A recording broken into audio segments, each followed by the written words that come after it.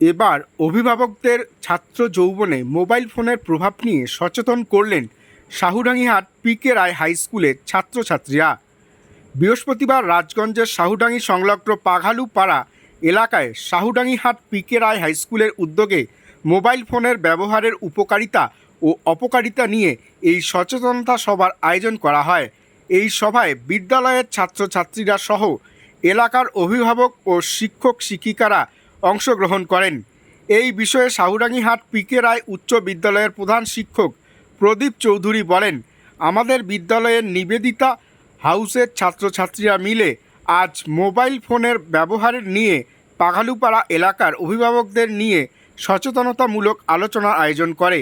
সেখানে মোবাইলের ব্যবহার নিয়ে সচেতন করা হয়। ছাত্রছাত্রীদের দ্বারা অভিভাবকদের সচেতন করার উদ্দেশ্যে আজকের এই সভায় স্বতঃস্ফূর্তভাবে অংশগ্রহণ করেন এলাকার অভিভাবকরা।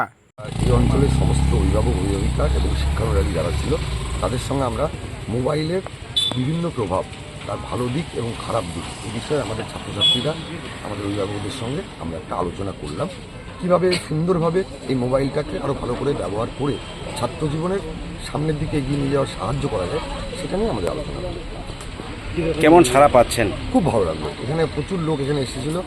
এই গরমের মধ্যে তাদের কাজ ফেলে রোদ্রের মধ্যে তারা যে আজকে এসে এতক্ষণ ধরে আমাদের কথা শুনলো, এটা আমার খুব ভালো লাগলো। মোবাইল ব্যবহারের কি খারাপ দিক? মোবাইল ব্যবহারের ভালো দিক অনেক। আপনারা যদি বলুন তাহলে আমি বলবো 90% ভালো দিক, হয়তো 15% থেকে 10% খারাপ দিক। কিন্তু এই 10% খারাপ দিকটা আস্তে আস্তে কিন্তু খুব একটা মোহর জায়গায় চলে যাচ্ছে। যেমন মানসিক স্বাস্থ্যের অবনতি, শারীরিক ক্ষতি, তারা ভুল প্রলোভনে পা দেওয়া, ভুল জায়গায় সার্চ করে ভুল কিছু জিনিস, ভুল জ্ঞান অর্জন করা।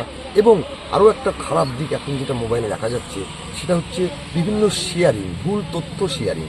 ভুল তথ্য শেয়ারিংয়ের মাধ্যমে কিন্তু মানুষ অনেক মিসগাইডও হয়ে যাচ্ছে, বাচ্চারাও মিসগাইড হয়ে যাচ্ছে। সেই সব জায়গাগুলোকেই আমরা আলোচনা করলাম যে কীভাবে আমরা আরও সচেতন হতে পারি।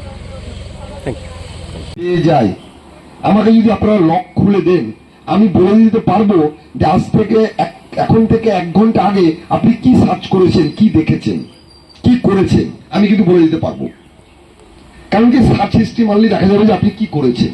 তা আপনারা দেখুন, ছেলে মেয়েদের মোবাইলটা নিয়ে সার্চ করুন, দেখুন যে তারা কি কি করেছে, তাদেরকে বোঝান যে না, তোমার এটা ঠিক না, এটা করলে তোমার ক্ষতি হবে, এটা করে কোনো লাভ নেই, বরং তুমি এইটা সার্চ করো, এইটা দেখো, এটা করে তোমার লাভ আছে। এই যে ব্যালেন্সটা রাখা, এই ব্যালেন্সটা ঠিকঠাক করে রাখতে পারলে কিন্তু মোবাইলটাকে আমরা ভালো কাজে ব্যবহার করতে পারি। আমরা প্রতিদিন নিরন্তর প্রতিটা ক্লাসে আমাদের শিক্ষক শিক্ষিকা, আমি সবাই মিলে আমরা চেষ্টা করছি ছেলে মেয়েদেরকে এটা বোঝানো। কিন্তু প্রশ্ন একটা আসতে পারে, স্যার আপনারা তো বোঝাচ্ছেনই, তাহলে আজকে আবার এখানে আসার কি দরকার ছিল? অবশ্যই দরকার একটা ছিল। করে সেই স্কুলের অভিভাবক অভিভাবিকা, এলাকার জনপ্রতিনিধি, এলাকার শিক্ষা অনুরাগী, এলাকায় যারাই আছে তারা কি চোখে দেখছে। আজকে আমার এখানে আসার আরেকটাই উদ্দেশ্য, আপনারা বিদ্যালয় থেকে আমার কি চোখে দেখছেন, আপনাদের কোনো ওপিনিয়ন আছে কিনা, আপনাদের কোনো অভিযোগ আছে কিনা, সেটা যদি আমি আপনাদের কাছে না আসি আপনারা আমাকে জানাতে পারবেন না।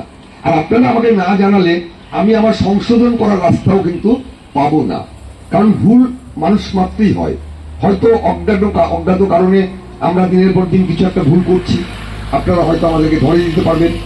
এই উদ্দেশ্যে নিয়ে আজকে আপনাদের আশা।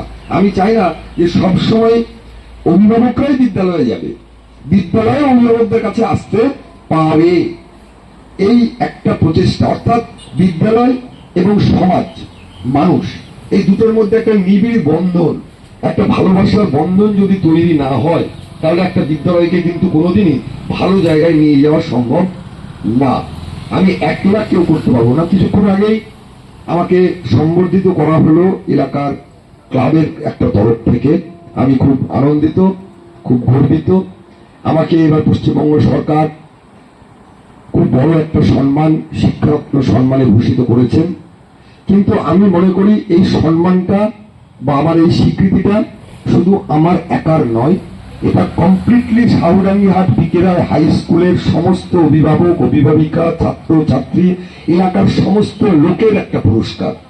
কারণ তারা যদি গত 5 বছর ধরে আমাকে সহযোগিতা না করত, আমার পাশে না দাঁড়াতো, আমি যা যা সিদ্ধান্ত নিয়েছি বিদ্যালয় নিয়ে, সব সিদ্ধান্তে তারা যদি সহযোগিতা না করতো, আজকে হয়তো আমার এই পুরস্কারটা আসতো না।